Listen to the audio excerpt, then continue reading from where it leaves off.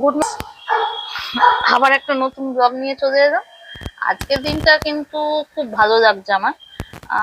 আজকে একটু বৃষ্টি, গতকাল রাত থেকে বৃষ্টি হচ্ছে কলকাতায়, তাই জন্য একটু ঠান্ডা হয়েছে। আজ ওয়েদারটা এতটা গরম ছিল যে পারা যাচ্ছিল না। আপনারা হয়তো বলতে পারেন যে আমি তো কলকাতারই মেয়ে, তাদের এত গরম গরম করে বলছি কেন। কেন বলছি ইন দ্য সেন্স, আমি তো প্রায় 19.5 বছর ওখানে ছিলাম শিলিগুড়িতে। ওখানকার মানে ওখানকার ওয়েদারটার সঙ্গে আমার বডি মনে হয় এমন ভাবে ইয়ে হয়ে গেছিল যে ঠান্ডা অতটা গরম লাগতো না। গরম ছিল না তা না, গরম ছিল কিন্তু এতটা গরম না।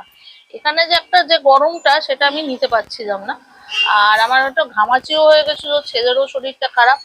এখনো দেখতে পাচ্ছেন বৃষ্টি হচ্ছে, তবে সেরকম না, ঝিরিঝিরি পড়ছে। যাই হোক, এখনো আপনাদের একটু দেখাই। হাপ্পু কিন্তু এখনো ঘুমিয়ে আছে। এই যে দেখতে পাচ্ছেন হাপ্পু ঘুমোচ্ছে। এই হাপ্পু ওঠ,